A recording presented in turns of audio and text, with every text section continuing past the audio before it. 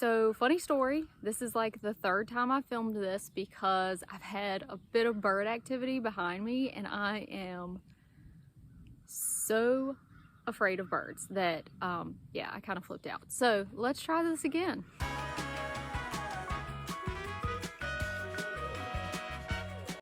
I'm coming at you today with a bit of a reading update. I do have 5 books that I want to talk about.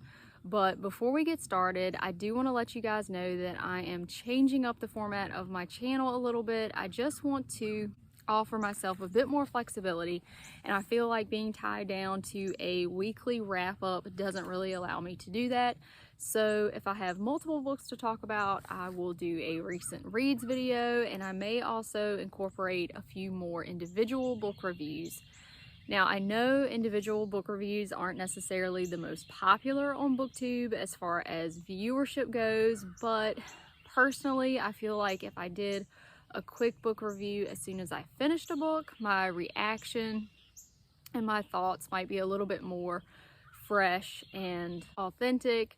So we're gonna try it out and see how it goes. I'm also kind of mulling over the idea of attempting a vlog. I don't know if I trust myself to be completely unplanned and unscripted, but we'll see. We'll see how it goes. So, of the 5 books I'm going to talk about today, the first 2 were actually recommendations from my very good BookTube buddy, Lady Jane Books. So, leading up to Halloween, I was really searching for something to give me those creepy, scary, spooky vibes. And Lady Jane hooked me up with a list. So the first book I want to talk about, I listened to as an audiobook, and that was Home Before Dark by Riley Sager. So the premise of this book is that we have this haunted house, and we have a family that flees the house in the middle of the night, and the father actually writes this bestseller book about their experience. So this sounded like a very familiar but interesting premise, so I was immediately intrigued by the book. We do follow our main character Maggie, who actually inherits the estate, and she didn't even know that her father still owned the house until he died, but she's in the business of renovating and flipping houses, so that's what she intends to do with it. And she also wants to figure out the mystery of whether this house is haunted or not, because ironically enough, she has virtually no memory of these haunted encounters that her father describes in the book. So she wants to figure out if he was making up the stories and lying just to make money, and she's really digging for some family truths here. So the mystery to begin with is really more of a family drama. With that being said, there wasn't enough creepy vibes or hauntings going on in the first like 70 to 80% of the book for me personally. The first part of the book was extremely slow, and to be honest, I felt like I was kind of slogging through it. But the last 25% or so of this book really picked up the pace, and it all changes when we find a body. So at that point, the stakes are a bit higher. We have really a true mystery, and we start to see some creepy things happening. So I was very impressed with how this book ended. There were some very unexpected twists and turns. So very much what you would expect from a psychological thriller.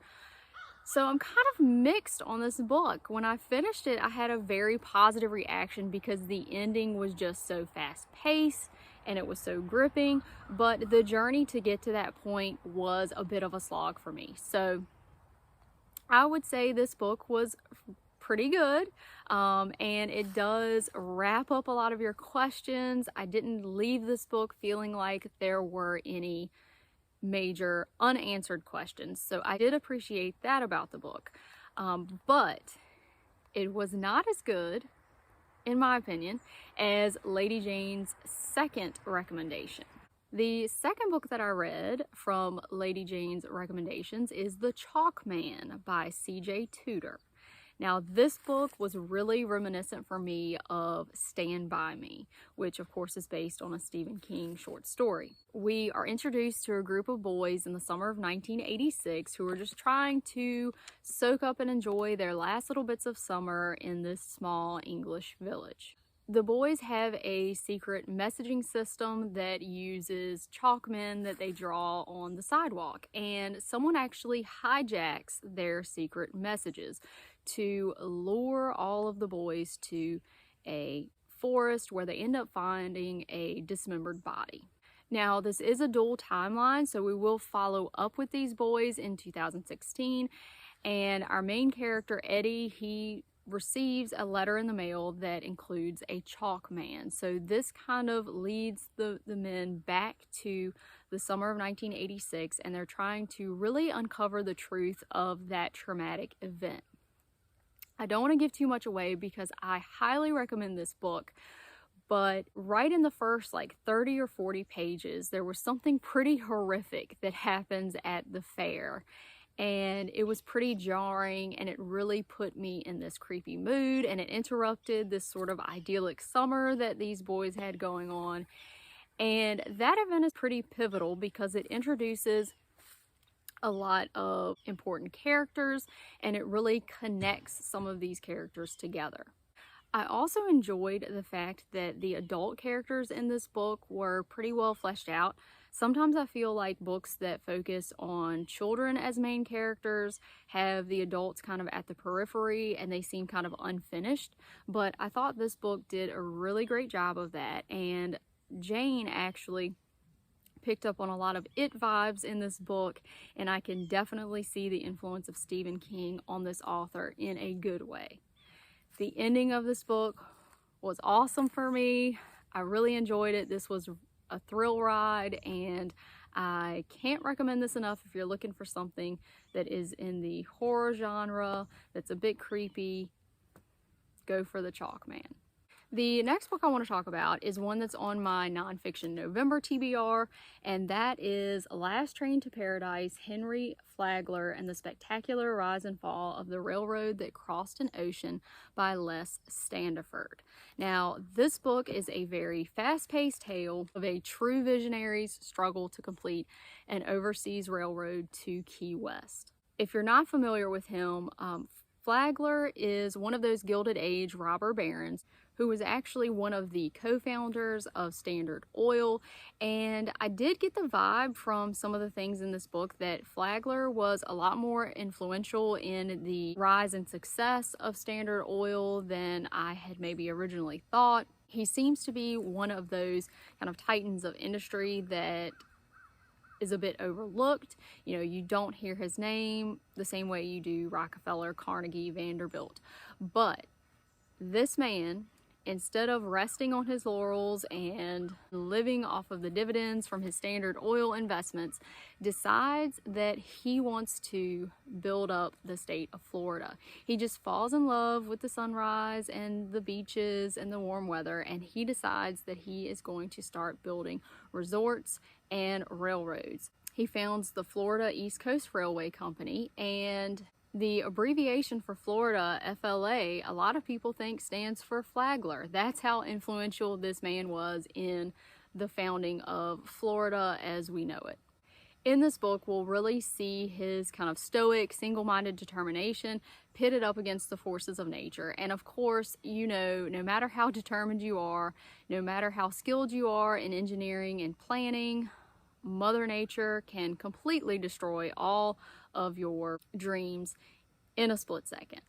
I really enjoyed the flow of this book. It definitely read like a novel for me, and in the beginning it starts out with firsthand accounts of the Labor Day hurricane in 1935. So it's a very jarring, gruesome description, but it really kind of pulls you in and grips you before it takes you back in time to really look at Flagler's business background and the planning and construction that goes into the Florida East Coast Railway.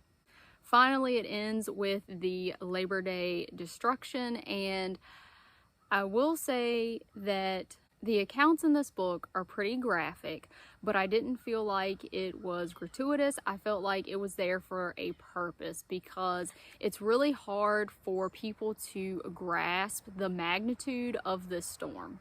As far as pressure goes, this is the most intense Atlantic hurricane to ever make landfall, and because of the time period and the fact that Key West was kind of at the end of the earth, so to speak, there weren't as many barometric readings and record keeping, so we don't even know for sure exactly how many people died in this event. We think it was somewhere between 300 and 600, but estimates on that vary. It's also believed the wind speed was in excess of 200 miles per hour, which is absolutely insane. And so the gruesome descriptions of people being decapitated by flying tin, or people being impaled by 2x4s, and people's skin being literally sheared off by the force of the sand being blown in the wind, serves to illustrate the power of this event.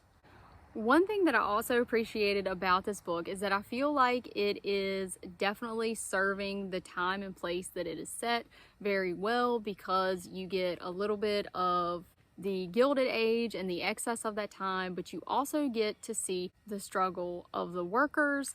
And you have to remember, this is the start of labor unions, and so we definitely see some clashes there with how the Florida East Coast Railway treats its workers. And there were, I think, 4 hurricanes that threatened the construction of this railway, and it is in service for, I think, 22 years once it's completed before this Labor Day hurricane. But just seeing the workers struggle in the elements and seeing some of those very tragic lessons learned was pretty hard to read, but it's definitely a book of that time.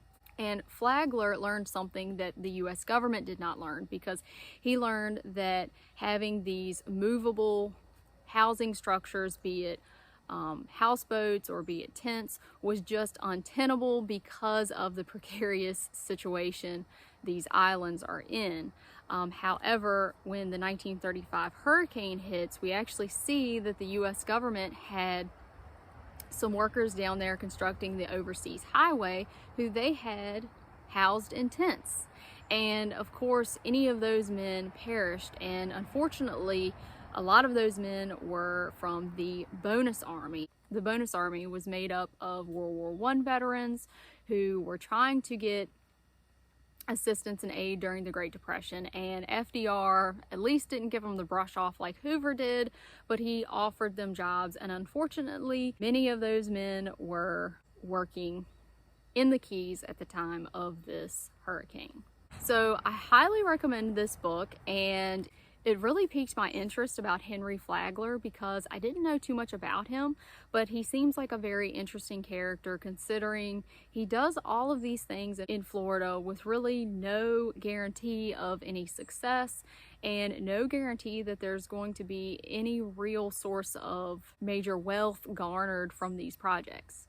The next book that I read as part of my nonfiction TBR was It Happened in Virginia: Remarkable Events That Shaped History by Emily Hines. And this is really just a collection of different events and places that are unique to Virginia. Unfortunately, I didn't really find this all that interesting because most of the events that it talked about I was already familiar with. So I feel like if you're someone who's interested in Virginia history, or you've traveled around the state, you've probably at least heard about most of these events. And most of the little vignettes are only a couple of pages long, so you're really not getting any sort of in-depth information. So can't say that I recommend this. I think this is more for people who are traveling to Virginia. This is kind of a touristy book, I suppose, one that you pick up in a gift shop. And so I can see it serving that purpose, but I was hoping for a few more little known kind of oddities about Virginia, and I just didn't get that. So the last book that I read was called Everything Happens for a Reason and Other Lies I've Loved by Kate Fowler. And this is one of those impulse reads. I saw it on my Libby app and I checked it out just because that saying, everything happens for a reason, is one of those things that makes me cringe when I hear people say it in reference to life tragedies or major catastrophes. And Little did I know, this book is written by a divinity professor who was diagnosed with stage 4 cancer at the age of 35. So this is really her story trying to come to grips with her illness, and it was heartbreaking to read about her struggles, but I feel like it's one of those things that really makes you think about how you treat and how you talk to people who are struggling with life-threatening or terminal illnesses, because I think most people like myself, you're very hesitant to say too much because you don't want to say the wrong thing and you don't know what to say.